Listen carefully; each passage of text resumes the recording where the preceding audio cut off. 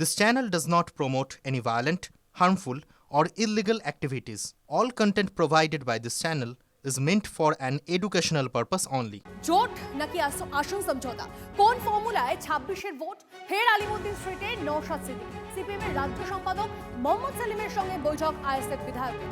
বিধানসভা ভোটে 45টি আসন দাবি নওশাদের, 25টির বেশি আইএসএফকে ছাড়তে চাইছে না সিপিএম।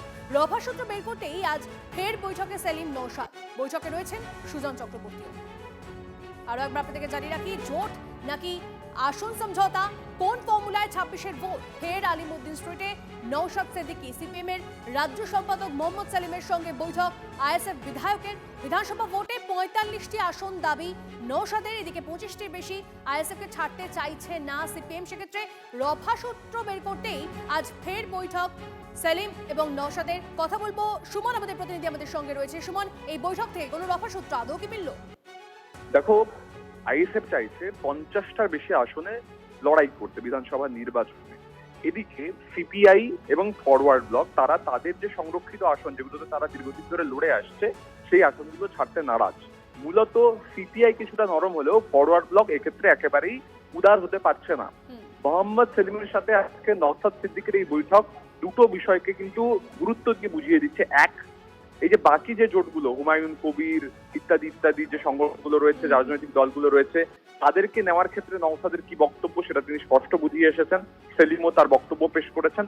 অন্যদিকে এই যে ফরওয়ার্ড ব্লক বা সিপিআই, তারা আসন না ছাড়লে নওশাদ যে কোথাও একরোখা ভূমিকা নেবেন সেটাও নওশাদ বুঝিয়ে এসেছেন। এবং দুজনের মধ্যে একটা যে আলোচনা হয়েছে সেখান থেকে একটা ইঙ্গিত পাওয়া গেছে যে বামফ্রন্টের মধ্যে যে আসন সমঝোতা হয়েছে তার সাথে নওশাদকে অ্যাড করলে কোনো সমস্যা হবে না, এই মর্মে কিন্তু সেলিম বোঝাতে চেয়েছেন।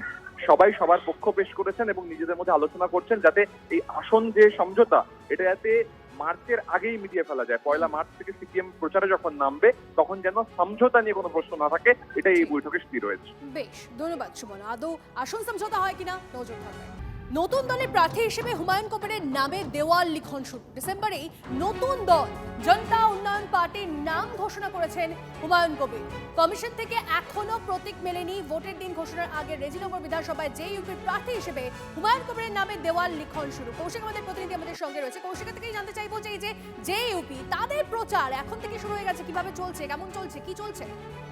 দেখো, একদমই যে জনতা উন্নয়ন পার্টির যিনি চেয়ারম্যান হুমায়ুন কবির, তিনি প্রথমেই ঘোষণা করেছিলেন রেজিনগর এবং বেলডাঙ্গা দুটি বিধানসভা থেকে তিনি লড়বেন এবং সেই রকমই কিন্তু রেজিনগর বিধানসভা এলাকায় তার প্রচার শুরু হয়ে গেছে। ইতিমধ্যে দেওয়াল লিখন, আজ সকাল থেকে কিন্তু রেজিনগর যে বাজার এলাকা সেখানে দেওয়াল লিখন শুরু হয়েছে এবং জনতা উন্নয়ন পার্টির প্রার্থী হিসেবে হুমায়ুন কবিরকে জেতানোর জন্য আহ্বান করা হয়েছে সেই দেওয়াল লিখনে। তবে এখনো পর্যন্ত দলীয় কোনো প্রতীক না মেলায় সেই প্রতীকের জায়গাটি কিন্তু ফাঁকা রাখছে এবং সেখানে হুমায়ুন কবিরকে বিপুল ভোটে জয়যুক্ত করার জন্য আহ্বান জানিয়েছেন জনতা উন্নয়ন পার্টি। আগেই কিন্তু বেশ কয়েকটি বিধানসভা এলাকায় প্রার্থী ঘোষণা করেছিলেন হুমায়ুন কবির নিজের দুটি আসন ছাড়াও রানীনগর বা ডোমকল এইরকম মতো কেন্দ্রে। তবে সেখানকার কারণে দেওয়াল লেখন কাজ শুরু না হলেও কিন্তু রেজিনগর আজ থেকে কিন্তু সেই দেওয়াল লেখনের কাজ শুরু হয়ে গেছে। অর্থাৎ একটু ভাবে প্রচারে কোথাও না কোথাও একটু হলেও এগিয়ে রয়েছে জনতা উন্নয়ন পার্টির হুমায়ুন কবির।